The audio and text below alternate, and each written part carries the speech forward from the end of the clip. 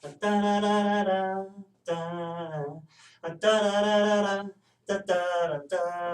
future is alive. You probably won't get that unless I give you some of the actual words to the song. We're going to talk about the difference between discrete and continuous. The reason this is different is because we're going to spend a whole chapter on discrete stuff and then continuous stuff, and keeping them separate matters. Here's the key. Discrete stuff has exact values. This is exactly the correct number. Now, for continuous stuff, it's always rounded.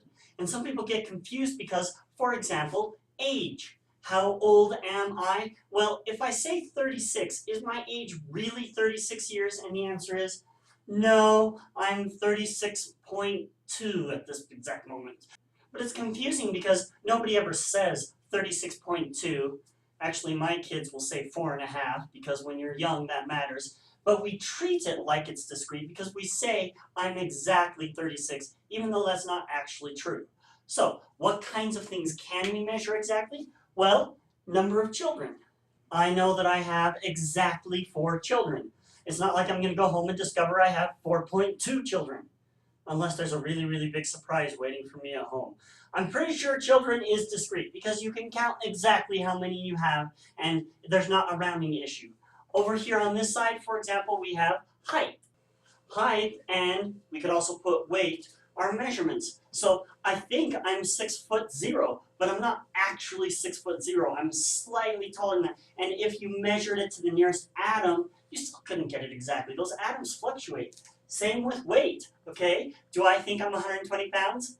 No, I'm like 200 pounds, okay? Point is, weight, you're always rounding. You're rounding to the nearest integer value or whatever because we don't care about that kind of accuracy. We have length of a movie. Stuff with time is almost always continuous. On the other hand, we have GPA, which is an exact value. What is your GPA? You can look it up. You get those 2 decimals, and that's all you get. Now that's a little tricky because the registrar will actually have a computer program which is calculating your GPA to 12 decimals, and they are rounding. So from the registrar's viewpoint, they see GPA as being continuous, but you see GPA as being discrete. It has these exact values. And they have decimal points. I'm not saying you can't have decimal points. Here's another great one, money. Is money continuous or discrete? And the answer is it depends on who's asking. If you were to ask me how much money I have in my wallet, that's discrete. There are exact values to the nearest penny. But if you go to the bank and say how much money is in my account, they have equations which they use that are continuous. And when they give me a bank statement, they're rounding it. So money's a tricky one. It could be one way or the other. Why do we care about this? The answer is because of how we do probability. If I were to say, what's the probability that a random student has 3 children, there will be probability to that because it's discrete. But if I say, what's the probability that a random student is 5'4", well, technically that probability is 0 because no student is exactly 5'4". Think of it as, what's the probability they're 5 foot and 4 inches, 0.0000000000000. Do you see how you're being way too exact? When you say, what's the probability someone's 5'4", what you're actually saying is, what's the probability that they are between 5'4" and 5'5". Because anywhere in that range would say they qualify as being 5'4".